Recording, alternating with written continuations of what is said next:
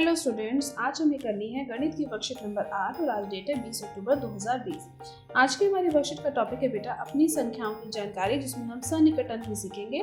Last worksheet में भी आपने सन्निकटन यानी एस्टिमेशन करना सीखा था संख्याओं का, उसकी आसपास की इकाई, दहाई और सैकड़े की संख्या के लिए। आज हम सन्निकटन सीखेंगे योग या घटा करने की समझ के लिए। तो चलो बेटा आज की वर्कशीट शुरू कर लेते हैं।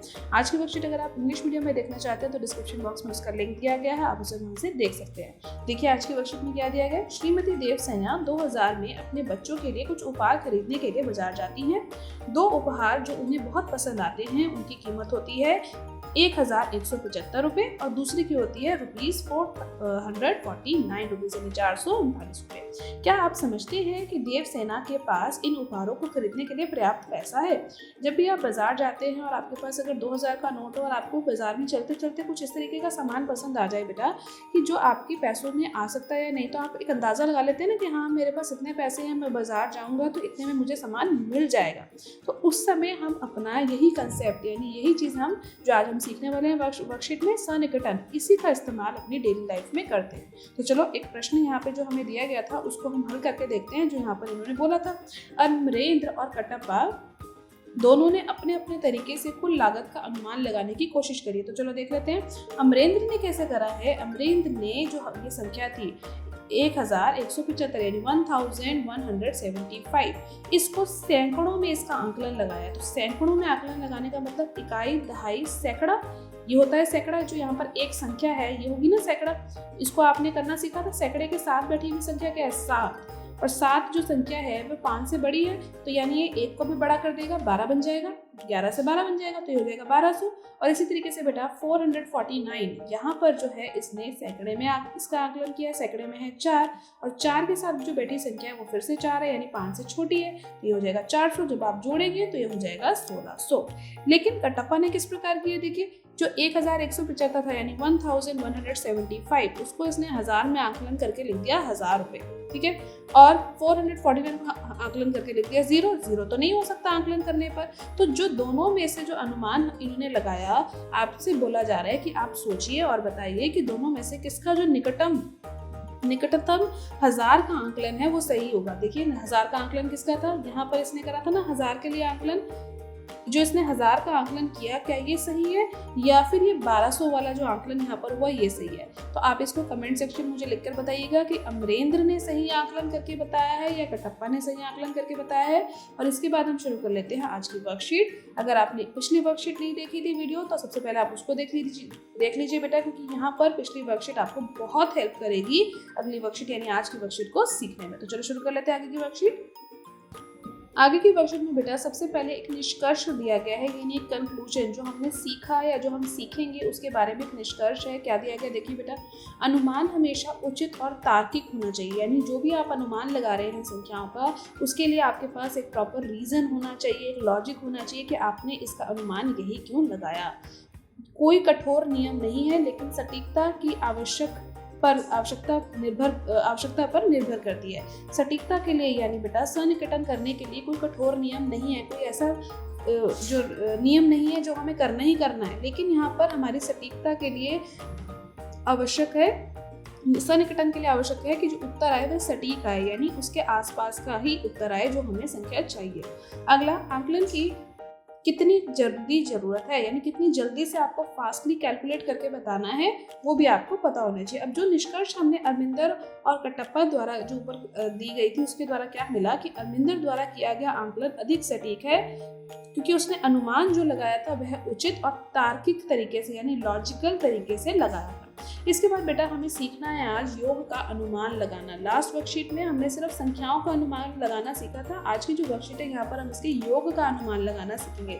बहुत आसान है, कैसे करेंगे? संख्याओं का पहले आंकलन कर लेंगे, यानी संख्याओं के लिए हम सटीकता जान लेंगे और उन्हीं को उस पर जोड़ देंगे। तो देखिए पहले प्रश्न में क्या दिया गया, 18,891, इसका निकटतम आंकलन हमें बताना है। इसी तरीके से 4,201, इसका भी निकटतम आंकलन हमें बताना है। तो निकटतम आंकलन करने के लिए बेटा यहाँ पर हमने जो संख्या चुनी है वह संख्या हमने चुनी है इकाई, दहाई, सैकड़ा, 1000 की। देखो ये 1000 वाली संख्या है ना। इसी तरीके से नीचे वाले जो अंक हैं वहां पर भी जो हमने संख्या चुनी है इसके निकटतम निकटतम आंकलन के लिए वह भी हमने चुनी है इसकी 1000 वाली संख्या। अब 1000 वाली संख्या को करने का मतलब है इसके साथ बैठी जो संख्या है, ये जो 8 बैठा और यहाँ जो 2 बैठा है, इसको हमने देखना है।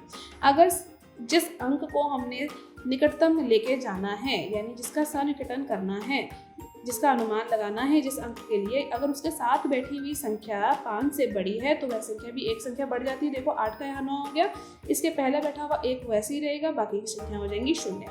इसी तरीके से 4 के साथ बैठा था 2 तो 5 से छोटा है तो इस पर कोई फर्क नहीं पड़ा 4 पे, और बाकी की संख्याएं 0 हो गई। जोड़ने पर हमारे पास आ गया 23,000। इसके बाद बेटा अगले प्रश्न में देखिए, अनुमान लगाइए। जो अगला प्रश्न दिया गया यहाँ पर 429 और 8691 संख्या दे रखी है। 429 को हमने कैसे निकटतम आंकलन में लेकर आए, 400 कर दिया, और दूसरे वाले का निकटतम आंकलन हमने कर दिया 8700। अब यहाँ पर आप मुझे कमेंट सेक्शन में बताइएगा कि यहाँ पर निकटतम आंकलन सैकड़े के लिए किया गया है। यदि यही आंकलन आपसे दहाई के लिए बोला जाता, ध्यान से सुनिएगा बेटा, यहाँ पर जो निकटतम जो आपने आंकलन किया है वह सैकड़ों के लिए किया है। देखिए सैकड़े की संख्या के लिए करा है ना, सैकड़े की संख्या के लिए यहाँ पर आंकलन हुआ है। ऊपर वाले में 4 था, नीचे वाले में 6 थी, तो उसका आंकलन यहाँ पर हुआ है। मैं आपसे पूछ रही हूँ, कमेंट सेक्शन में आप लिखकर बताइएगा कि निकटतम यदि दहाई के लिए यहाँ पर आंकलन किया जाता तो आपका उत्तर, अनुमानित उत्तर या अनुमानित योग क्या था। इसके बाद हम शुरू कर लेते हैं अंतर का अनुमान लगाना। अंतर का अनुमान भी बेटा उसी प्रकार लगाया जाएगा जैसे कि हम योग का अनुमान लगा रहे थे। यहाँ पर देखिए संख्या क्या दे रखी है, 9876। इसका निकटतम आंकलन आपको लगाकर बताना है, और ये निकटतम आंकलन हम लगा रहे हैं 1000 के अंक के लिए। देखिए 1000 के अंक में क्या है, यहाँ पे 9 है, नीचे वाली संख्या में है 6। अब इनके साथ जो बैठी संख्या है, यहाँ थी 8 और यहाँ थी 7। इस पर आपने ध्यान देना है कि ये 5 से बड़ी है या 5 से छोटी है। ऊपर वाले में देखिए 5 से बड़ा होता है ना 8, तो इसीलिए जो ये 9 था ये क्या बन गया 10, और बाकी की जो पीछे की तीनों संख्याएं थी वो हो गई तीनों की तीनों 0। इसी प्रकार अगले वाले में भी 6 के साथ बैठा है 7, वो 5 से बड़ा है, तो ये जो 6 था ये क्या बन जाएगा 7, और पीछे बैठी हुई सारी संख्याएं हो जाएंगी 0।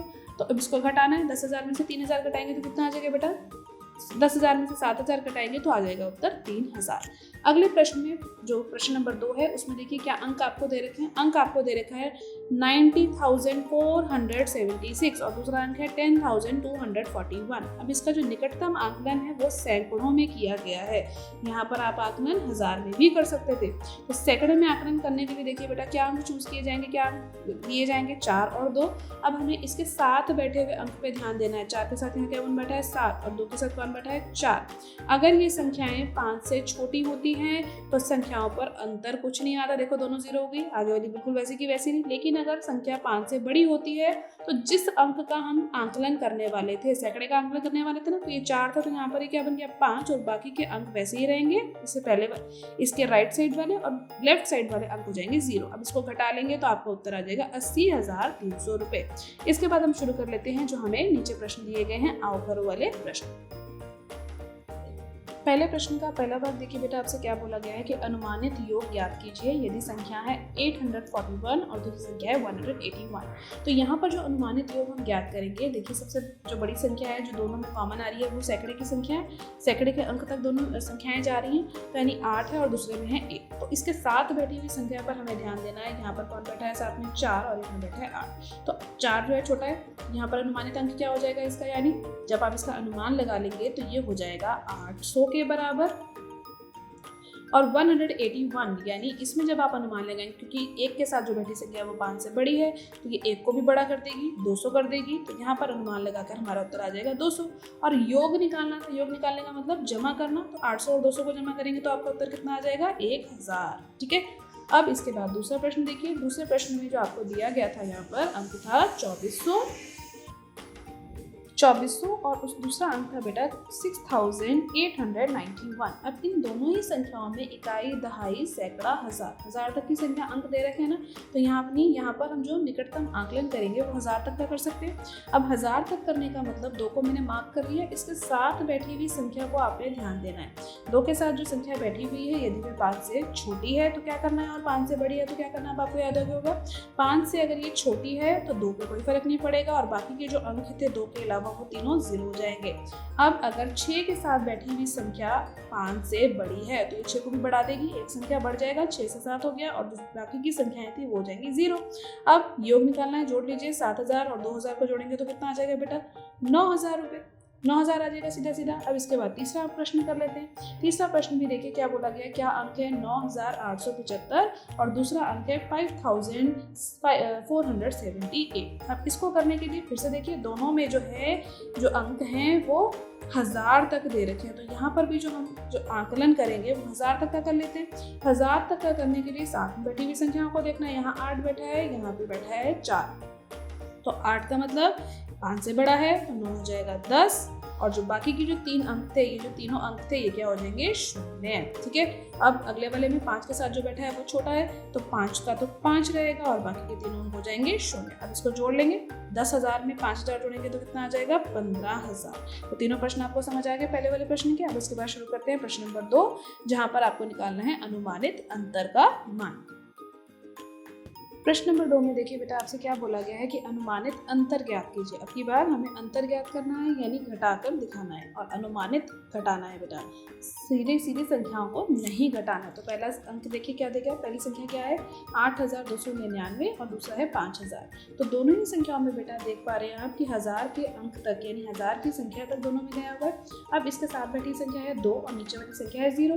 तो अभी इतने सारे क्वेश्चन में आपने समझ लिया ना बेटा कि जब भी 2 से छोटी संख्या, 5 से छोटी संख्या होगी तो उस पर जो उसके साथ बैठी संख्या थी उस पर कोई फर्क नहीं पड़ेगा और बाकी के अंक हो जाएंगे 0। तो 8000 हो जाएगा और अगला वाला तो 5000 ही रहेगा, क्योंकि 5000 तो पहले से ही अनुमानित संख्या है। जब इसको घटा लेंगे तो आपका उत्तर आ जाएगा 3000। ठीक है। इसके बाद अगले प्रश्न में देखिए 9999 और 5421। अब यहाँ पर भी 1000 की संख्या के लिए अनुमानित करना पड़ेगा, क्योंकि सबसे बड़ी है जो दोनों में कॉमन है वो 1000 वाला अंक था। अब इसके साथ बैठी हुई संख्या यहाँ पर है 9 और दूसरे में है 4। तो एक में तो 5 से बड़ी है और एक में 5 से छोटी है। जहाँ पर 5 से बड़ी है वही 9 को क्या बना देगी? 10, और बाकी की संख्या हो जाएगी 0। जहाँ 5 से छोटी है वहाँ कोई फर्क नहीं पड़ेगा, 5 का 5 और बाकी के 0। अब घटाना था, 10,000 में से 5000 जाएंगे तो बेटा कितना आ जाएगा? 5000। इसके बाद जो आखिरी प्रश्न है वो देख लेते हैं। आखिरी प्रश्न में बेटा जो अंक आपको दिए गए हैं वो है 2541 और है 524, यानी सैकड़े के अंक तक ही दोनों ही संख्याएं हैं। अब यहाँ पर जब हमें करना होगा तो निकटतम आंकलन सैकड़े के लिए करना पड़ेगा। अब सैकड़े के लिए करने के लिए भी तो वही करना पड़ेगा, इसके साथ बैठी हुई जो संख्या है देखो 4 है और 2 है, इसका जो है आंकलन करवाना पड़ेगा। दोनों ही 5 से छोटी हैं, तो यानी ये जो आंकलन है वो हो जाएगा 2500 का और दूसरे का आंकलन हो जाएगा 500 का, क्योंकि 5 से छोटी थी तो बाकी की सब संख्याएं शून्य होगी। अब 2500 में से 500 जाएगा तो बेटा कितना बचेगा? 2000। तो यहाँ पर आज के आपके वर्कशीट के सारे क्वेश्चन फिनिश हो जाते हैं। आज के वर्कशीट के सारे क्वेश्चन को आप अपनी कॉपी में प्रैक्टिस कीजिए, एग्जाम्पल प्रैक्टिस कीजिए, एनसीईआरटी में इससे रिलेटेड जो भी हो प्रश्न है आप उसको भी जरूर प्रैक्टिस कीजिएगा। आज की वर्कशीट की वीडियो अच्छी लगी हो तो लाइक और शेयर करना मत भूलिएगा। चैनल को पहली बार आए, वीडियो पहली बार देखिए तो चैनल को सब्सक्राइब कर लीजिए ताकि आपको अगले आने वाली वीडियो की नोटिफिकेशन टाइम से मिल सके। Thank you for watching.